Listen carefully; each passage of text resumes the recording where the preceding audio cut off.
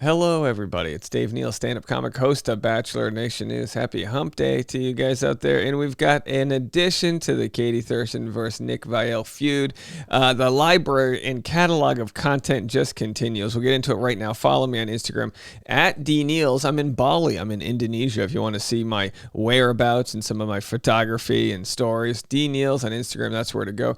Plus, patreon.com/Dave Neal for all the behind-the-scenes bonus content. This afternoon, I've got a great interview for you on Bachelor Rush Hour, a full interview with Clayton Echard regarding his new book he's released, plus some crazy tea from his season on The Bachelor. You're not going to want to miss that. Bachelor Rush Hour, link in the comment section below. So we've got this story. Game of Roses does an excellent job prosecuting this interview. They ask amazing questions and get right down to Katie's full chronology here of her time on the show, beginning with how and when she applied. So she's going to mention Nick Viall, and I have to tell you, I have 18 videos. If you ever want to pop an Adderall and really get into it, we've got 18 videos here, going all the way back from Katie Thurston calling Nick out to being cringy, to Nick calling Katie Thurston out for things that he feels she has done that were wrong. Like, I don't even know, guys. There's so much in there. So anyway,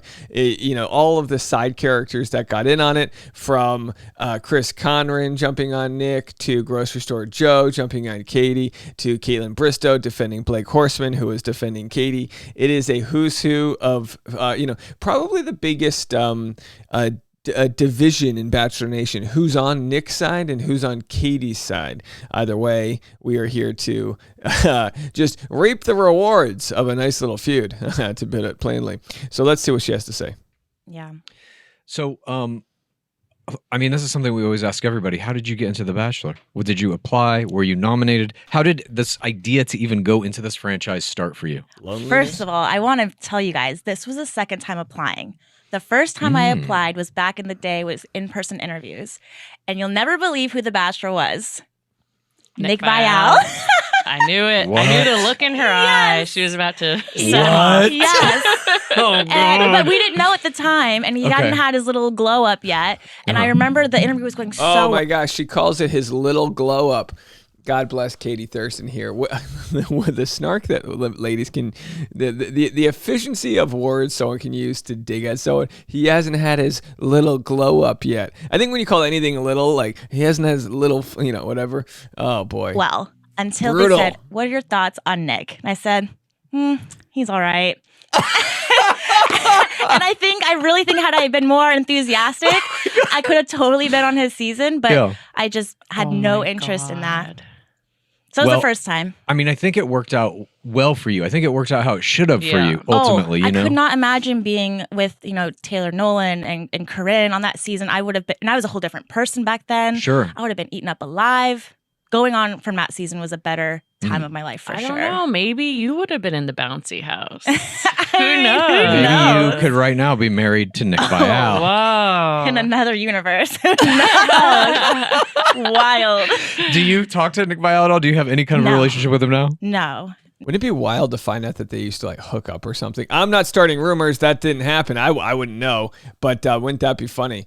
Here's I'm trying to throw up a clip here. So Nick was, of course, like a mentor on her season. He dressed up in his finest buffalo plaid there, and Katie's looking very nice in what appears to be some sort of knit, threaded. I don't know. Either way, point is, look, that's the Bachelor universe. One season you're an enemy, one season you're lovers. What's the difference in in this crazy world we live in? No. I mean, it's publicly known that he's blocked, which made a whole stream of media for like a week, and I got paid nothing for that. So shout out to all the podcasts and YouTubers and everyone else who benefited off my 5-second sentence. All right, how could Katie not personally shout us out here? She set out to, which YouTuber has a playlist covering every single angle of the story? Now, I understand her bitterness. It sucks knowing, I'm making money off of a story and others are. But unfortunately, and I hate to say this, that's the contract they sign. They sign a contract to make, $100,000+. They get brand deals through the show, and then idiots like me get to talk about it online. The thing I try my best to do, I don't always succeed, is to be fair. And I think I've been very fair with this story, the way I've covered it. If anything, I've obviously shown a bias towards Katie, as I know her more than I know Nick. But either way, yeah, for sure, we can hear the bitterness. And I understand. Can you imagine if I did something stupid online or on a TV show, and then some random schmo could just profit off of it, and I can't defend myself because I'm under a contract? But yeah, no, we don't talk. Hey, you have been able to make waves and headlines with the smallest things possible. And I think there's definitely, if not an admiration, a fixation on you in the nation. People are very into Katie still. It's bizarre. it's like you either love me or you hate me. I just feel like there's no middle ground, and I can feel it from both ends. So it's wild. How's that going?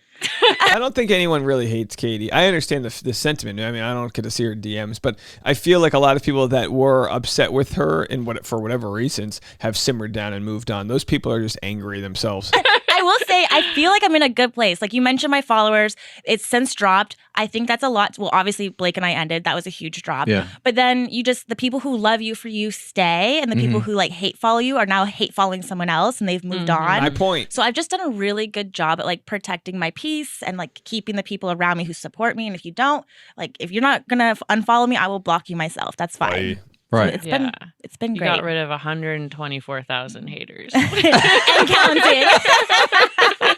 And counting. Yes. All right, let's get into your time in game. That's like 124,000 haters is like 2 full stadiums full of people that had to kind of get rid of. Because yeah, she's right. She's it's kind of interesting when she says that when she broke up with Blake, she lost all those followers.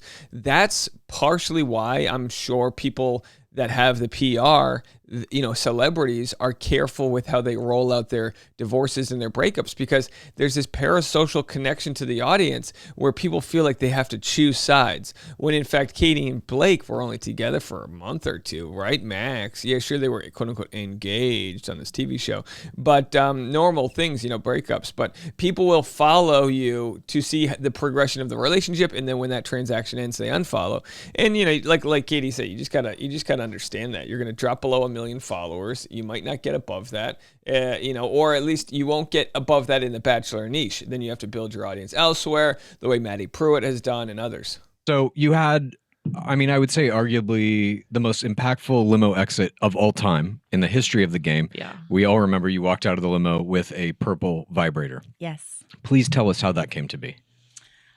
It was a discussion that I had with my producer because I wanted to somehow bring up my TikTok following. At the time, I had a following based around like sex and comedy, and I didn't want that to be used against me with the whole like here for the wrong reasons, building a brand, whatever. And so I wanted to make that a conversation from the get-go. And so that just felt like a very direct way of saying like, here's my personality, here's my like sense of humor. I was able to explain it later, okay, so by the way, the reason I did this is because, and so at night 1, I was able to have that discussion with Matt and get ahead of any drama or like rumors about like, oh, Katie has a TikTok following, All right, so Katie essentially, and we don't discuss this part too often, this is essentially $1 million vibrator. Now, hear me out. No offense to Katie, but if she walks out there like every other lady who walks out there, she may become lost in the crowd. Because as we know, Katie wasn't one of Matt's top 2, top 3, top 4. I think she finished, 12th, 11th, whatever it was. Or 8th, maybe Hannah Brown was 12th. Either way, far enough out that the reason that she caught the attention of America is because people called her Dildo Girl. She went into the niche of sex positivity, and it ruffled enough feathers in a good way that she was memorable, and then was cast in one of the most surprising moves ever as The Bachelor. What you're looking at here, this vibrator needs to be dipped in bronze and made into a trophy, because this thing is worth every penny. All right, and it's like, what a leap of faith she took in that moment to take that risk. And watch how it pay off. Big risks, big rewards for Katie Thurston. I think that's the name of the autobiography here. So that was kind of where it all You started. thought people would have figured out that you had a TikTok following? Yeah. So while we had our phones, our names were released still. Like it was out that there was like a quote TikToker on the show. And so everybody already knew that I had a TikTok following, which puts a target on your back right away. Totally. Yeah. So I was trying to get ahead of that. And luckily, it never became a thing. Yeah, I mean, what did you think? Are you watching the current season? I wasn't trying to be funny, as crazy as that sounds. I got dumped. I know there's one big TikToker. Yeah. I wasn't trying to be funny. Followers. And I think actually a lot of the girls seem to have a pretty decent following in comparison to there's a couple of other ones that There's are like in more the than 100K most seasons. TikTok. Yeah. There was Christina Mandrell as like a professional influencer, but none of those players have made it far. And so I'm like, the other TikTokers this year were in the low 100,000 range, and Katie Thurston's up to 925,000. So a lot of people have said, well, you lose your social media following, or it's not as big as it used to be, which is true. But it's just a little more diversified. Not everybody's on Instagram. Some people are just solely on TikTok. So a little bit different here, a little bit different as far as the strategy. It's not just can you rack up Instagram followers. It feels to me like they brought them into the show specifically to vilify people who have social media followings or do that as a career. Interesting. And then it didn't quite work, so they had to cut them all loose early. That's what it feels like to me anyway. I don't know if that's true. I personally don't what Chad's saying here. And by the way, we'll have an interview with Chad tomorrow, some fascinating conversations about Zach's season. But what Chad's saying is that he thinks some of these women were brought on to be dismissed early to show, hey, those with social media following. I don't know if that's entirely true. I think what the show is doing is if there's two different women that are both perfect on the grade, they both have a 9 out of 10 for what the show wants, but one has 150,000 TikTok followers, one has 0. I think in most any situation, any corporation or job that needs ratings or things like that, even acting jobs will go with the person with a following over the no name because it attracts new audience. All right, let's finish this up. Feels like. So in that season, you come out with the vibrator. On night 1, you have this moment where you come in and steal from, I forget who the player was, Mari. but Mari Pepin. I will never forget because I didn't know what they were talking about. And I watched it on TV and I was like, that's the discussion I interrupted. Great. But when that is happening, that's obviously not your choice. You're just fired in like a missile with a vibrator. They're like, I don't remember. Did you tap her on the shoulder with it? I tapped her on the shoulder. What do you mean you don't remember? That's a fantastic interview there. And as Chad alludes to, he says you were fired in there. You didn't have a choice. Katie doesn't respond to that. My guess is that that's one of those NDA things that they're never allowed to talk about, that it's not really necessarily their free will when they interrupt dates and do that. They kind of usually play by those rules. Let me know what you guys think. Of course, if you haven't already done this, go check out Katie Thurston's interview on Game of Roses podcast.